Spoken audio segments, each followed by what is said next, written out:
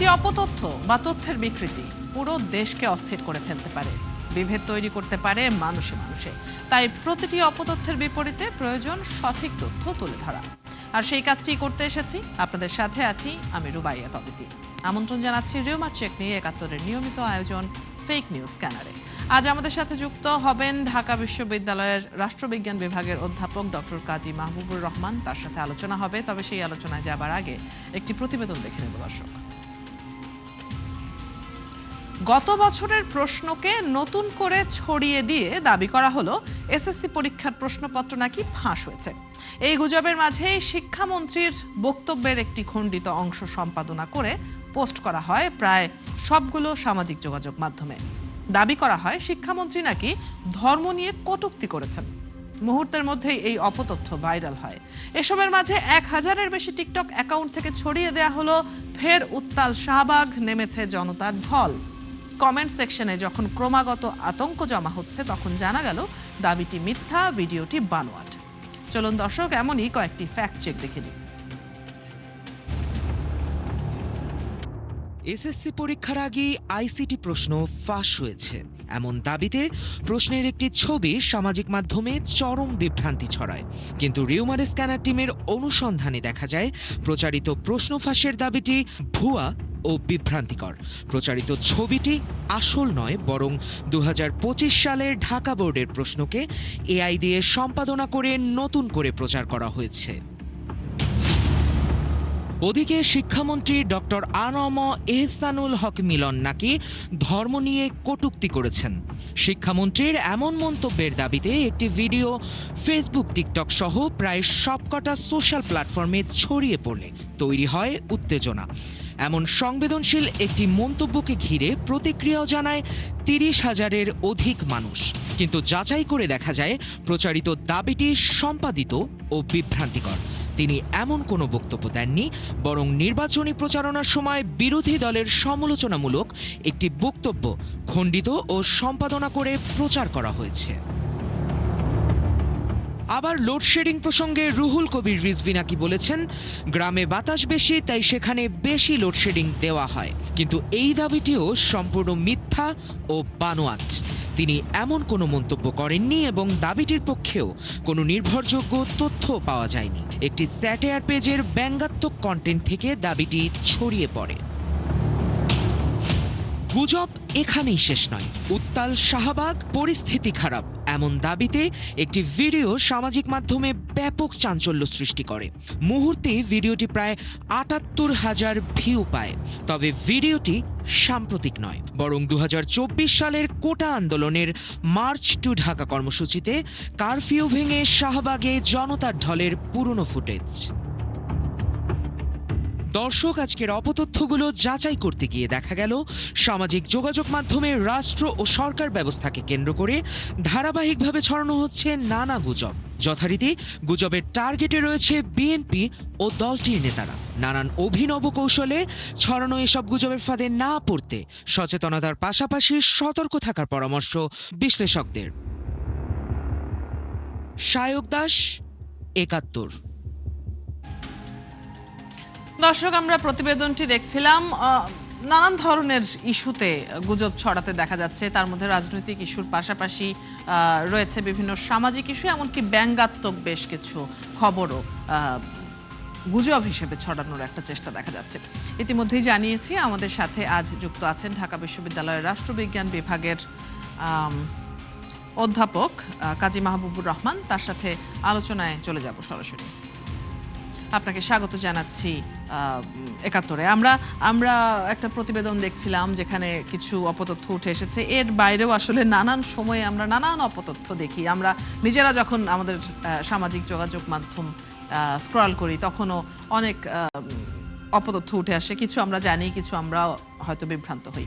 আপনার কাছে একটু জানতে চাইবো যে এই যে অপতথ্যের একটা মহামারী এখন ঘটে চলেছে, এটা শুধু বাংলাদেশে না, আসলে বিশ্বব্যাপী এটা হচ্ছে। এসবের দীর্ঘমেয়াদী প্রভাব আপনার কাছে কি মনে হয়? এটা খুবই চমৎকার প্রশ্ন। তার আগে বলি, আমি অনেকগুলো আপনাদের এই এপিসোডে ছিলাম ফ্যাক্ট চেকার নিয়ে। সো এটা আসলে ৭১ টেলিভিশন একটা অনন্য প্রোগ্রাম আমার কাছে মনে হয়। আপনারাও কিন্তু কন্ট্রিবিউট করছেন বাংলাদেশে এই অপতথ্য ছড়ানোটাকে নিয়ন্ত্রণ করার ক্ষেত্রে এটা একটা ভালো উদ্যোগ এবং এটা ধারাবাহিকভাবে অব্যাহত থাকা উচিত।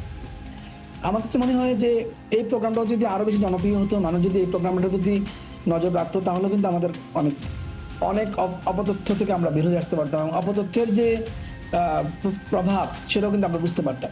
আপনি দীর্ঘমেয়াদী প্রভাবের কথা প্রশ্ন করেছেন। আসলে আমাদের মানসিক অবস্থাটাই কিন্তু একটা পর্যায়ে এই অপতথ্য শুনতে শুনতে মানসিক অবস্থাটাই নষ্ট হয়ে যায়। আমরা অনেক ক্ষেত্রে বিকৃত বা অস্বাভাবিক চিন্তা করতে থাকতে পারি, যে কারণে সমাজের স্বাভাবিক সম্পর্কগুলোর ক্ষেত্রে, সমাজের স্বাভাবিক চিন্তাগুলোর ক্ষেত্রে ব্যত্যয় ঘটবে। এটা একটা মানে আমার কাছে মনে হচ্ছে অসুস্থ সমাজকে নির্দেশনা দিবে বা অসুস্থ সমাজের দিকে এগিয়ে নিয়ে যেতে পারে। আপনি দেখেন পৃথিবীর অন্যান্য দেশের কথা আপনি বলেছেন যে আমাদের দেশে শুধু না, অন্য দেশে এগুলো হয়, ঠিক এগুলো হয়, কিন্তু অন্যান্য দেশে কিন্তু সামাজিক মাধ্যমের উপরে মানুষের এত নির্ভরশীলতা নাই, খুব কম আছে। আমাদের এখানে সামাজিক মাধ্যম আমরা যেভাবে ব্যবহার করি এবং সারা দিন ধরে যতটুকু সময় আমরা সামাজিক মাধ্যমে পড়ে থাকি ম্যাক্সিমাম মানুষ, এইটা কিন্তু অন্যান্য দেশে হয় না। অনেকেই আমাদের বন্ধু বান্ধব আছে যারা বিদেশে আছেন, তারা কিন্তু বিদেশি নাগরিক, তারা কিন্তু অনেক দেখা যায় অনেক দিন পরে একবার ফেসবুকে বা ইনস্টাগ্রামে একটা পোস্ট দিচ্ছেন বা দেখছেন, এগুলো স্ক্রলও করছেন খুব সামান্য। তা আমাদের এখানে এটা বেশি হওয়ার প্রধান কারণ হলো দুইটা। একটা হলো আমরা হয়তো এটা আমাদের মধ্যে নতুন আসছে বিধায় আমরা হয়তো এটার প্রতি আগ্রহী হচ্ছি, অথবা আমরা নিজেরাও বোধহয় এই ধরনের তথ্য পেতে ভালো লাগে আমাদের কিনা, এটাও আমাদের যাচাই করা দরকার। সবচেয়ে বড় ব্যাপার হলো যে আমাদের যে আর্থিক একটা প্রণোদনা তৈরি হয়েছে সোশ্যাল মিডিয়ার মাধ্যমে, সেই আর্থিক প্রণোদনার জায়গাটাতে যদি এক ধরনের নিয়ন্ত্রণ না তৈরি হয়, যে যেন কন্টেন্ট দিয়েই ব্যাপক ইনকাম, এইটা ছাড়া, এইটা নিয়ন্ত্রণ করা ছাড়া কোনোভাবেই আমরা বোধহয় এই জায়গা থেকে বের হতে পারবো না। এবং এর ফলে আমাদের দীর্ঘমেয়াদে একটা মানসিক অস্থিরতা তৈরি হবে, অসুস্থতা তৈরি হবে, এবং আমরা দীর্ঘমেয়াদে দেখবেন রাজনৈতিকভাবে অবিশ্বাস তৈরি হবে। রাজনৈতিক যারা ইমেজ আছে, যাদের যেরকম, যাদের যে ধরনের ব্যক্তিত্ব আমাদের মধ্যে তৈরি হয়েছে, তাদের অনেকের ব্যাপারে আমাদের অনেক ধরনের মানে অপ্রয়োজনীয় আমাদের মানে সন্দেহ তৈরি হবে, আমরা অবিশ্বাস করতে থাকবো। তো এটা তো একটা সোসাইটির, কোনোভাবে সুস্থ সোসাইটির কাজ না, যে সোসাইটিতে আমরা সবাই সবাইকে সন্দেহ করতে থাকবো অথবা সবাই সবাইকে অবিশ্বাস করতে থাকবো।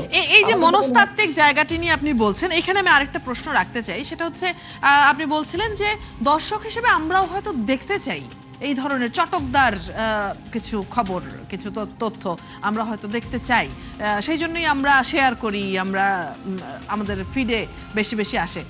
এই ব্যাপারটা আসলে কেন ঘটলো? এই মনস্তাত্ত্বিক পরিবর্তনটা কেন হলো?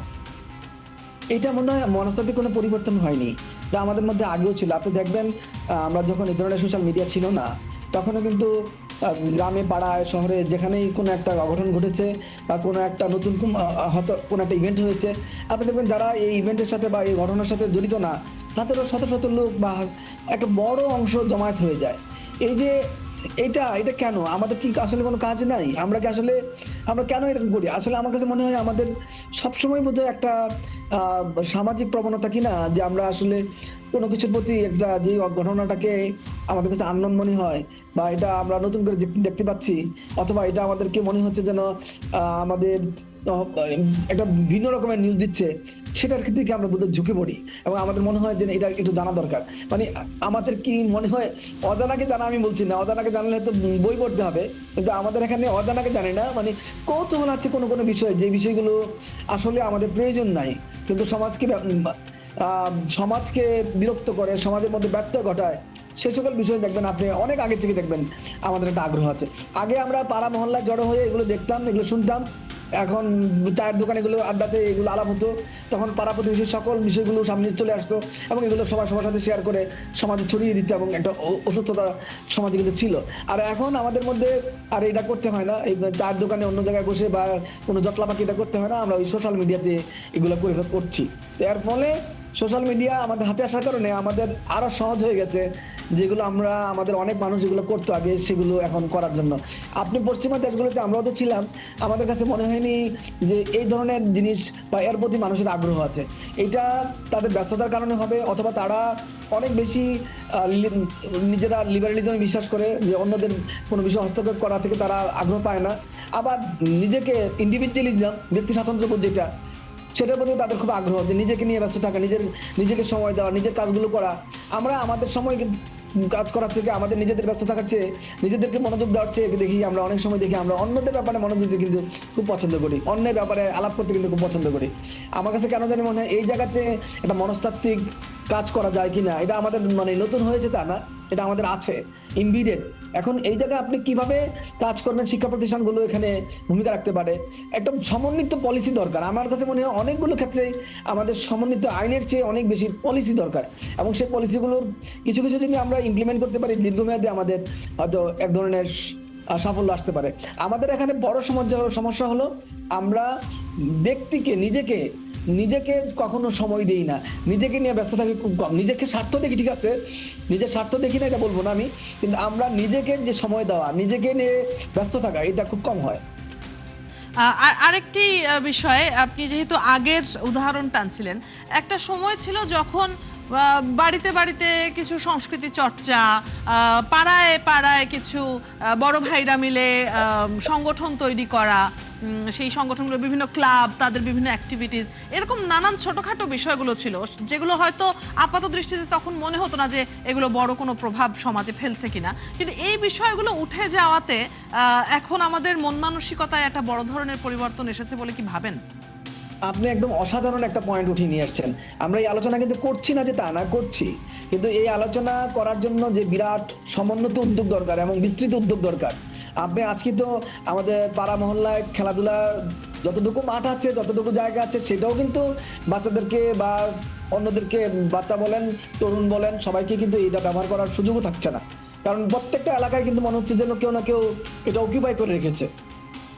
না, তাছাড়া নিরাপত্তাহীনতাতেও ভোগেন অভিভাবকরা, বাচ্চাদেরকে তো পাঠাতেও চান না। এক্স্যাক্টলি, সামাজিক নিরাপত্তা। আপনি বাচ্চাদের কথা না বললেন না, কিন্তু তরুণদের কথা বলেন।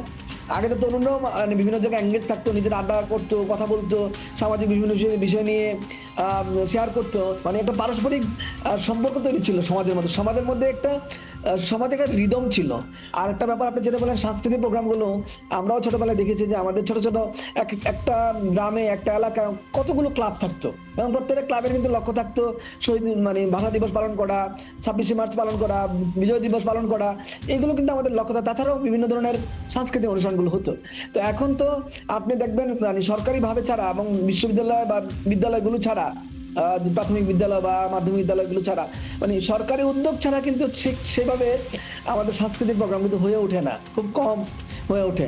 আর যেগুলো হয় সেগুলো খুব বেশি সুস্থ সাংস্কৃতিক প্রোগ্রাম। আপনি দেখবেন অনেক আমরা যখনই কোথাও কোনো প্রোগ্রামে যাই, আপনি দেখবেন অধিকাংশ প্রোগ্রামে কিন্তু আমাদের দেশীয় বা দেশাত্মবোধক বা দেশের যে সকল গানগুলো আছে বা মিউজিকগুলো আছে, এগুলো দেখবেন হিন্দি বা ইংরেজি গান দেখবেন যে কোনো প্রোগ্রামে যান।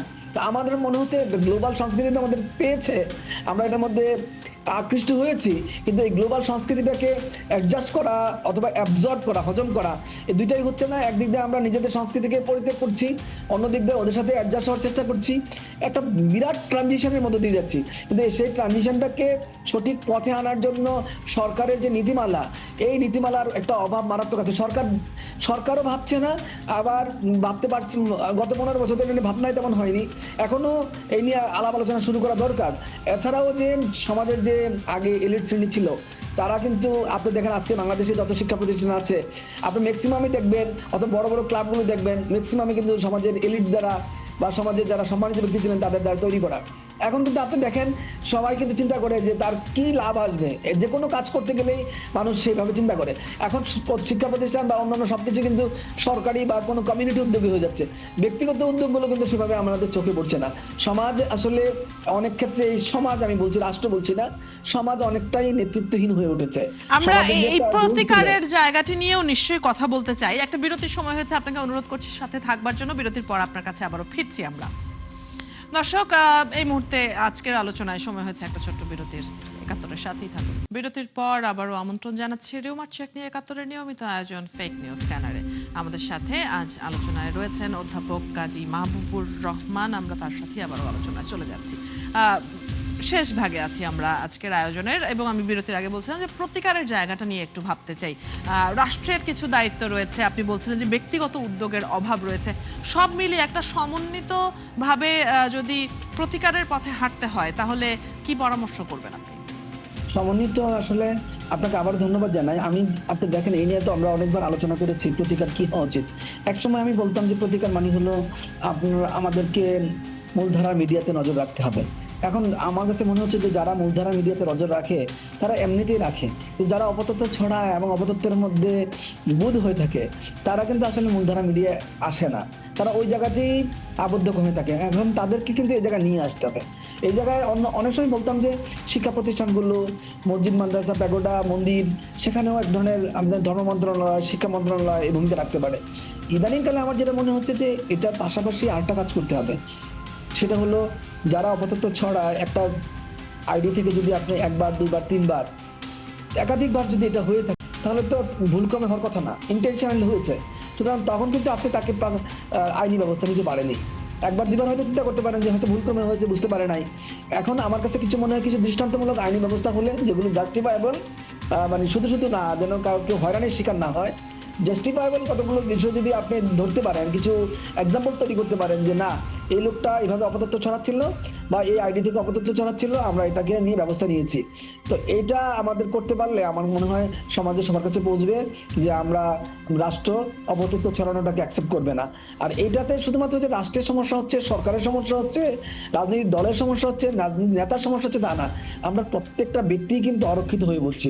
আমাদের সবার জন্যই আজকে এই সোশ্যাল মিডিয়া বলেন অথবা ইউটিউব বলেন, যেখানে যেভাবে অপতথ্য ছড়ানো হচ্ছে সেই জায়গাগুলোতে কিন্তু আমাদের সবার জন্যই ফোকাস করা দরকার আছে।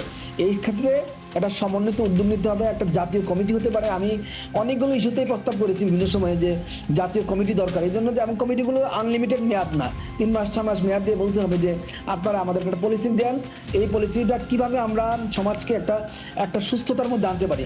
সামাজিক সুস্থতা ছাড়া রাজনৈতিক সুস্থতা সম্ভব নয়। আজকে রাজনৈতিক যে বাদানুবাদ চলছে, রাজনৈতিক যে অস্থিরতা চলছে, একে অপরের সাথে যে কুৎসারণা করা হচ্ছে, প্রতিপক্ষকে যেভাবে ঘায়াল করা হচ্ছে অন্যায়ভাবে, সেগুলো তো সবাইকে মানে আক্রমণ করছে, সবাইকে আঘাত দিচ্ছে, সবাইকে বিপর্যস্ত করছে। তো এই ক্ষেত্রে সমাজকে নিয়ে যদি না ভাবি, রাজনীতি নিয়ে ভাবি কোনো লাভ হবে না। আগে সমাজের রোগ সারাই, মানে রোগটাকে আগে রোগ থেকে মুক্ত করতে হবে সমাজকে। সেই জন্য আমি বলছি আর কি, একটা সমন্বিত উদ্যোগ নেন।